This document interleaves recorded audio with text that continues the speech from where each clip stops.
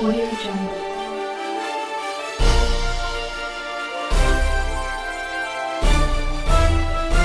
Audio Jungle. Nana Aprianto MSI, Wakapolda Kalimantan Tengah, Dirwasda Polda Kalimantan Tengah, para pejabat utama Polda Kalimantan Tengah, serta seluruh hadirin yang berbahagia.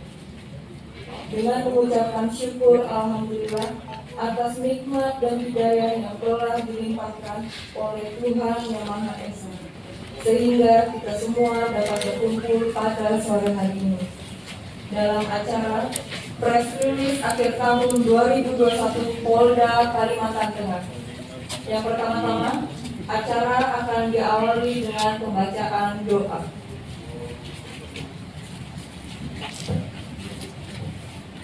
Assalamualaikum warahmatullahi wabarakatuh. Mohon izin doa saya pandu secara Islam. Selamat sore dan salam sejahtera bagi kita sekalian. Om Swastiastu, Namo Buddhaya, salam kebajikan. Rekan-rekan sekalian, pada kesempatan sore ini menjelang akhir pergantian tahun, pada kesempatan ini kami dari Polda Kalimantan Tengah ini memberikan press release supaya diketahui oleh seluruh masyarakat di Kalimantan Tengah bahwa kegiatan kita lalu apel kita utuh Polda Kalimantan dari jajarannya di dalam menjaga stabilitas Kamtibmas tentunya ingin memberikan hal-hal yang terkait dengan pencapaian kita selama kurang lebih 4 tahun di tahun 2021. Untuk kita ketahui bersama bahwa dalam pelaksanaan 1 tahun yang sudah berjalan, ini Polda Kalteng sudah menangani perkara tindak pidana dan perbandingan dengan tahun 2020 ini sebagai evaluasi kita bahwa di tahun 2020 kalau dibandingkan dengan 2021 dari 2.742 kasus ini menjadi 2.529 kasus ini mengalami penurunan tidak pidana. Jadi persentase penurunan ini ada 8%, selisih 213 kasus penurunannya. Dan itu penyelesaiannya tidak pidana mengalami penurunan sebesar 50 kasus atau 2% dari 2.101 kasus menjadi 2.050 kasus. Dengan rincian pengompokan sebagai berikut. Untuk kejahatan konvensional mengalami penurunan sebanyak 216 kasus atau 11% dari 1.955 kasus pada tahun 2020 menjadi 1.739 kasus pada tahun 2021. Untuk kejahatan transnasional mengalami penurunan sebanyak 12 kasus atau 2% dari 678 kasus pada tahun 2020 menjadi 666 kasus pada tahun 2021. Untuk kejahatan yang merugikan negara mengalami kenaikan sebanyak 12 kasus atau 13% dari 93 kasus di tahun 2020 menjadi 105 kasus pada tahun 2021. Untuk kejahatan yang berimplikasi kontingensi mengalami kenaikan sebesar 3 kasus atau 19% dari 16 kasus pada tahun 2020 menjadi 19 kasus pada tahun 2021. Adapun dari jumlah kasus tertinggi ini sudah kita ranking dari polres-polres yang ada di masuk ke jajaran wilayah Polda Kalteng. Ini pertama Polres Palangkaraya sebanyak 548 kasus. Kemudian kedua Polres Bobar sebanyak 331 kasus dan ketiga Polres Kotin sebanyak 300 kasus. Untuk lantas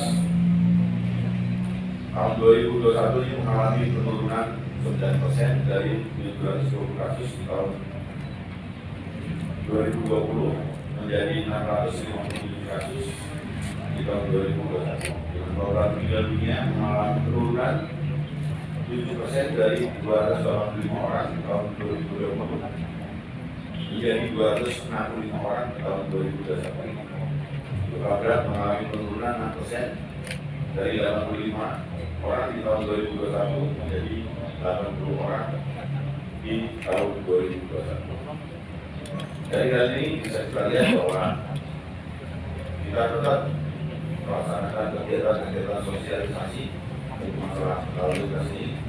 Mudah-mudahan dari tahun ke tahun kedisiplinan berlalu lintas ini bisa dilaksanakan oleh siapapun pengguna jalan, sehingga paling tidak kita bisa mengurangi dampak atau korban daripada kecelakaan lalu lintas.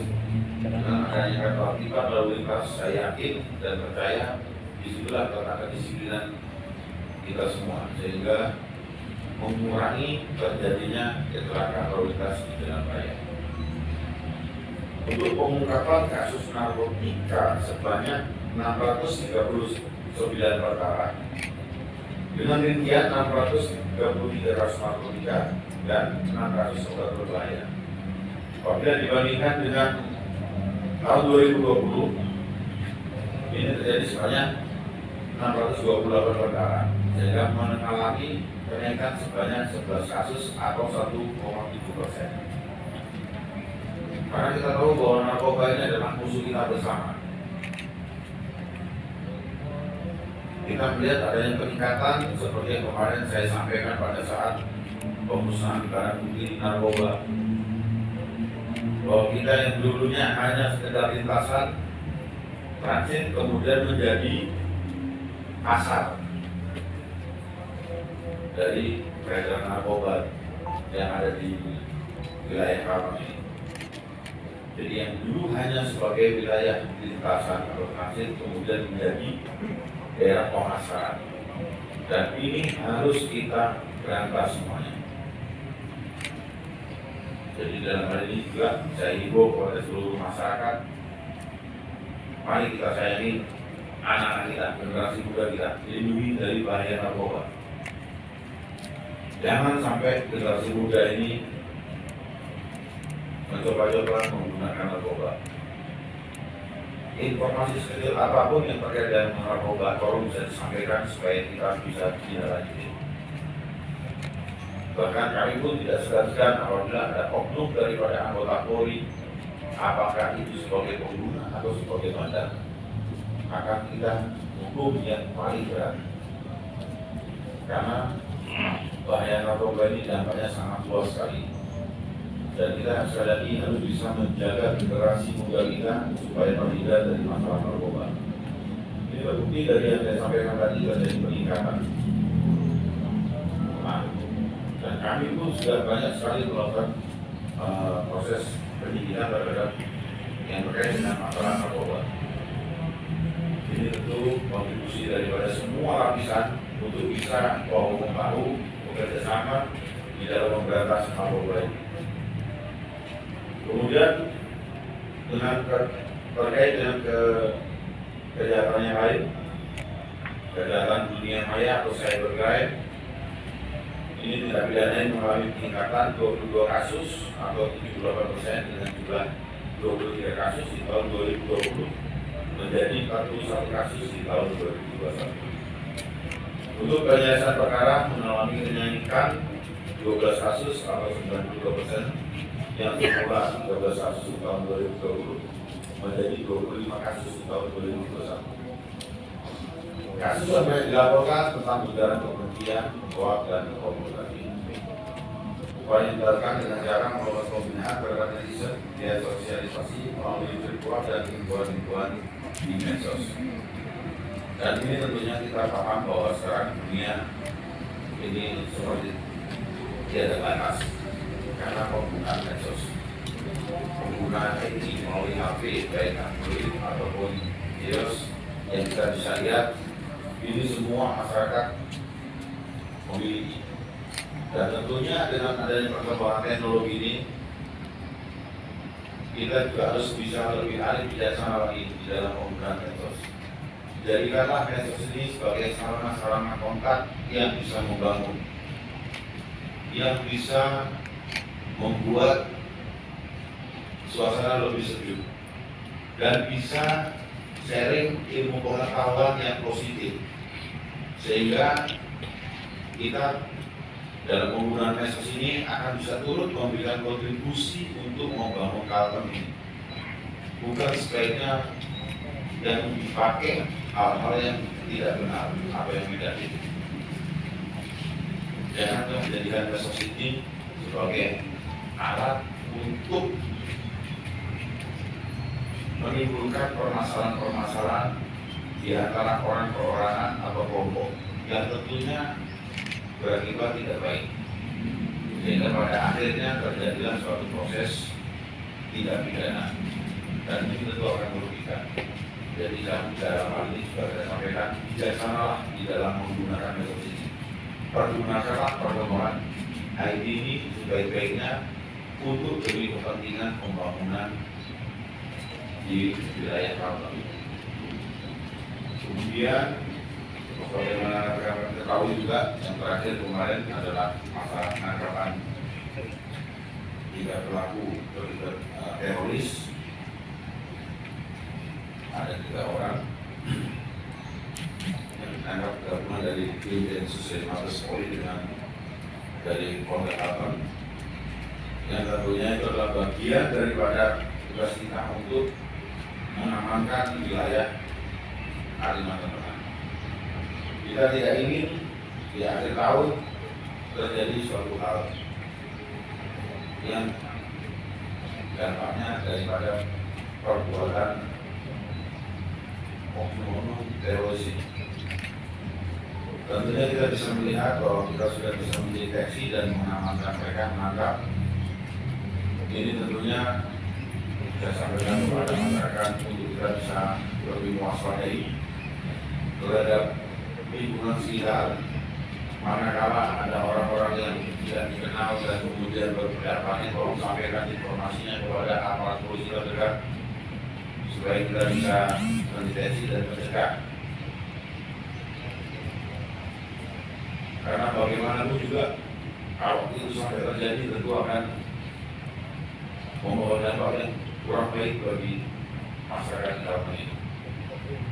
Kami tidak ingin terjadi kecemasan akibat perbuatan dari teroris ini. Dengan upaya pencegahan yang sudah kita lakukan, tentunya ini adalah upaya daripada Polda Kalteng dan Mabes Polri di dalam mengamankan wilayah Kalimantan Tengah. Karena dari yang sudah kita dapatkan di situ ada beberapa bukti yang terkait dengan perencanaan yang sudah dilakukan oleh mereka untuk melakukan kegiatan-kegiatan sesuai dengan tujuan daripada mereka di wilayah Kalteng. Namun demikian sudah bisa berhasil kita cegah, dan tentunya ini tetap kita harus ciptakan kewaspadaan di seluruh wilayah Kalteng ini sehingga kita bisa tetap mempertahankan suasana yang aman dan kondusif di Polda Kalteng. Dan terkait dengan penanganan COVID-19 di Provinsi Kalteng, ini yang perlu saya sampaikan kepada semuanya, bahwa kita tahu sendiri 2 tahun kebelakang ini pandemi COVID-19 kemudian merangkak ke virus Delta, kemudian sekarang Omicron, dan tentunya ini peringatan dari pemerintah sudah kita beritahukan dan kita sudah melakukan upaya-upaya pencegahannya.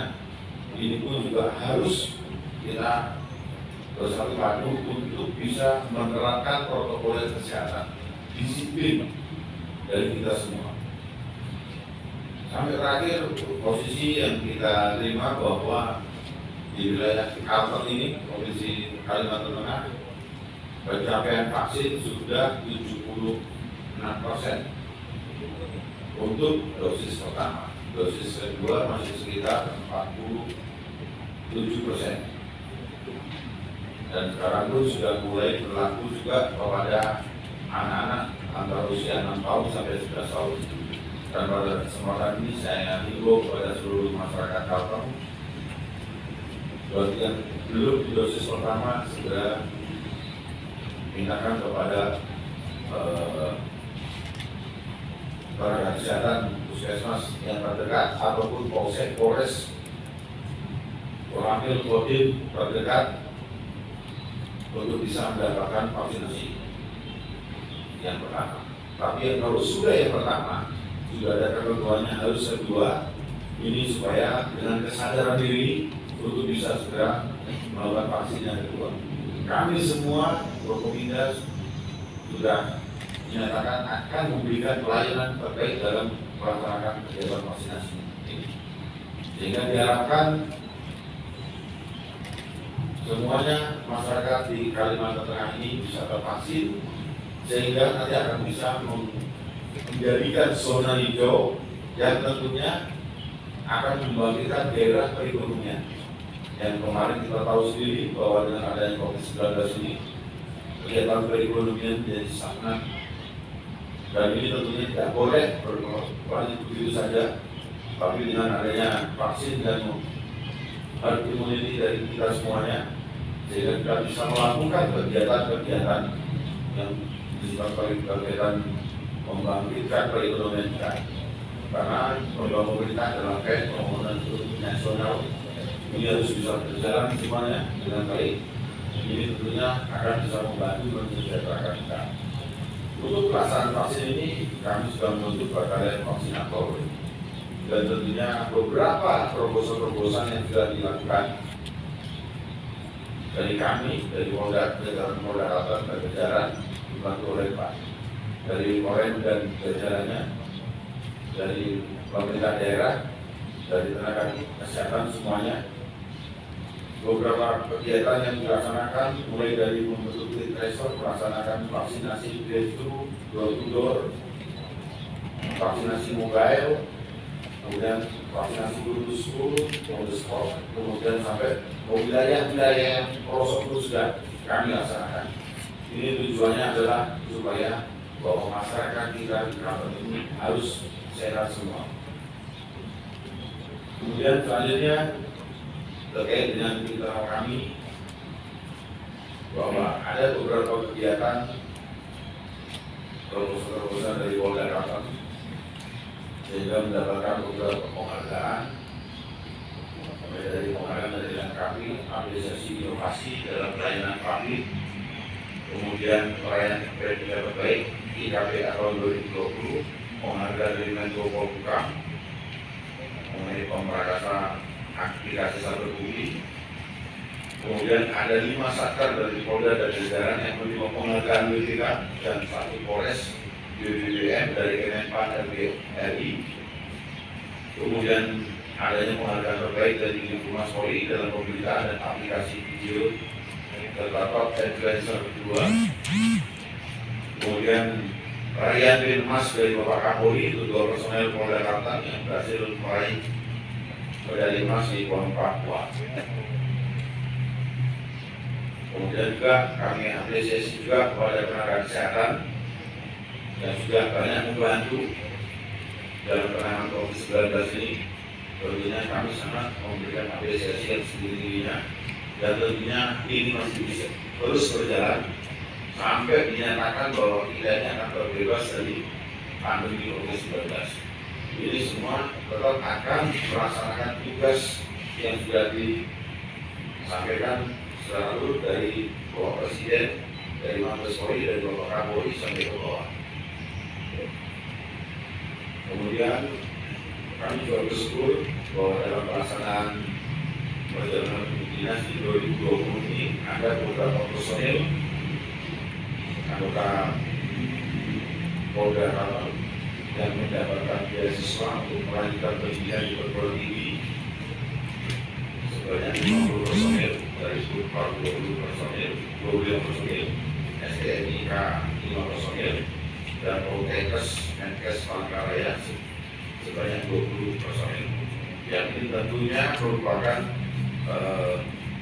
reward bagi anggota-anggota yang sudah menunjukkan visi baik sehingga diberikan kesempatan beasiswa untuk menambah ilmunya. Dan diharapkan dengan ilmu ini nanti akan lebih profesional di dalam masyarakat kita. Kemudian ada juga mengadakan personil yang memiliki misi perdamaian dunia sebanyak 2 personil. Dan ada pun selain daripada reward ada yang punishment. Punishment sudah diberikan yaitu penghentian dengan tidak hormat karena desafi dan narkoba sebanyak 14 orang. Dari sini telah wujud bahwa anggota yang baik akan diberikan reward penghargaan.